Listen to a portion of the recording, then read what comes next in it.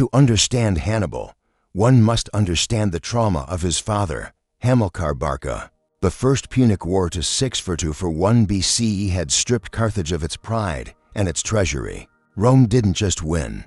They humiliated Carthage by seizing Sardinia and Corsica during the peace negotiations, an act of international thuggery that the Barca family never forgave. Hamilcar was a man of the old world, a commander who believed Carthage's destiny lay in the soil of Iberia, modern-day Spain. When he prepared to leave for Spain to build a new empire, a 9-year-old Hannibal pleaded to go with him. The scene in the temple is one of the most famous in antiquity. Historians like Livy and Polybius describe the air thick with incense and the blood of sacrifices. Hamilcar led his son to the altar. He didn't ask for a promise of bravery. He demanded a vow of enmity. I swear that so soon as age will permit, I will use fire and steel to wrest the destiny of Rome.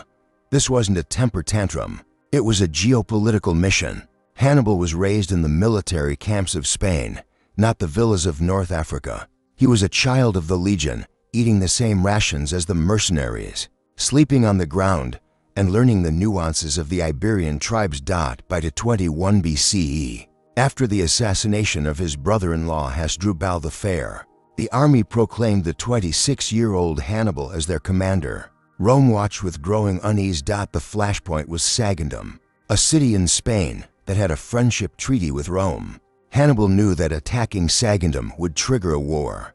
He didn't care. He wanted the war. For 8 months, he battered the city. When it finally fell, the Romans sent an embassy to Carthage, demanding Hannibal be handed over. The Carthaginian Senate refused. The Roman envoy, Fabius, gathered the folds of his toga and said, "I carry here peace and war. Choose which you will." The Carthaginians replied, "Give us whichever you prefer." Fabius let the folds fall. "I give you war." Rome expected a repeat of the first war naval battles in the Mediterranean and a slow grind in Sicily. Hannibal did the unthinkable. He decided to march 1,000 miles through hostile territory, over the highest mountain range in Europe, to strike the Roman heartland. His army was a melting pot: Numidian cavalry, the finest light horsemen in the world, riding without bridles; Libyan phalanx, disciplined heavy infantry; Balearic slingers, capable of outranging archers with deadly precision; the elephants, 37 African war elephants, intended as psychological tanks. Before the Alps, there was the Rhone River. The local Gauls gathered on the far bank to oppose him. Hannibal showed his tactical brilliance early. He sent a detachment upstream under his officer Hanno to cross in secret and flank the Gauls from behind. As the main force crossed in boats, the Gauls were incinerated by their own burning camp. Then came the logistical miracle, building massive earth-covered rafts to trick the elephants into thinking they were walking on solid ground so they would cross the deep, rushing water. The crossing of the Alps in late to 18 BCE is the stuff of nightmares. The passes were narrow, slippery with old snow covered by a fresh layer. The ambushes, mountain tribes, the Allobroges rolled boulders from the heights, crushing men and horses into the ravines below. The engineering. At one point, the path was completely blocked by a rock slide. Hannibal ordered his men to build massive fires around the boulders and then pour their wine vinegar onto the heated stone to make it crack. They literally carved a road through the mountain. The toll of the 50,000 infantry and 9,000 cavalry that started the march. Only 26,000 emaciated, frostbitten survivors reached the Po Valley, but they had done it. The barricade of Italy had been breached. Hannibal stood in the north, his eyes fixed on the horizon. Rome was no longer safe. The Roman consul Sempronius Longus was eager for glory. Hannibal knew this. On a freezing December morning, Hannibal sent his Numidian cavalry to harass the Roman camp. Sempronius, impulsive and arrogant, ordered his 40,000 men to cross the icy Trebia River before they had even eaten breakfast. The Romans waded chest deep through freezing water, arriving on the other side numb and exhausted. Hannibal's men, meanwhile, were well fed and had rubbed themselves with oil to stay warm by their fires. As the lines clashed, Hannibal's brother, Mago, emerged from a hidden ravine with 2,000 elite troops, striking the Roman rear. It was a slaughtered dot into 17 BCE. The new consul, Gaius Flaminius, chased Hannibal south. Hannibal lured him into a narrow defile between the hills and the shores of Lake Trasimene. A thick morning mist rose from the water, concealing Hannibal's army on the heights. Flaminius marched his entire army into the trap and column formation. When the Carthaginian horn blew, the Romans were attacked from the front, the rear, and the hills. There was no room to form a line. 15,000 Romans were killed, including Flaminius himself. The news reached the city.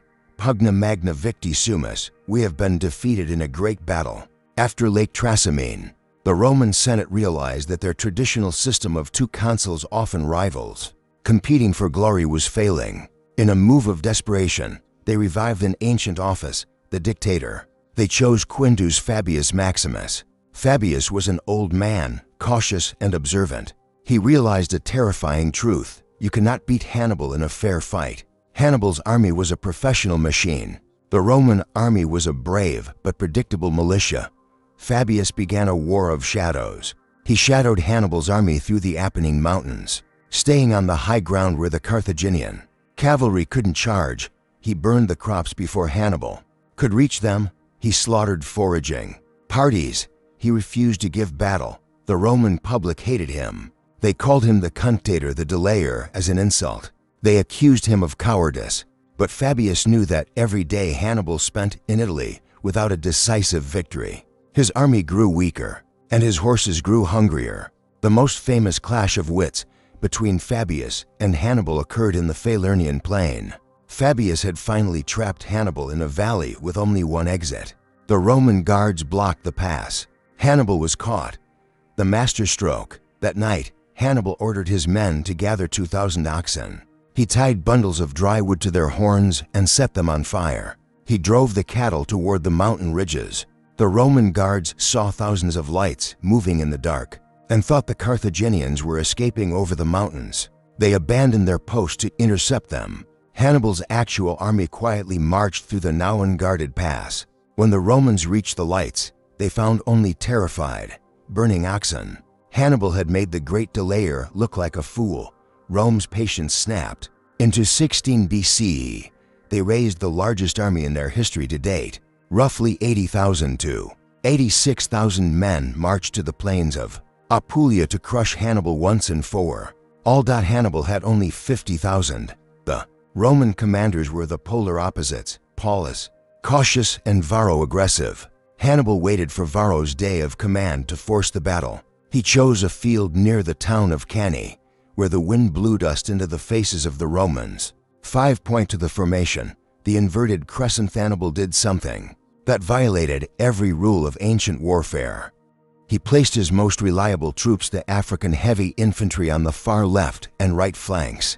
In the center, he placed his Gallic and Spanish infantry in a thin line, bulging outward toward the Romans like a crescent moon. The Romans saw the thin center and thought, one punch will break them.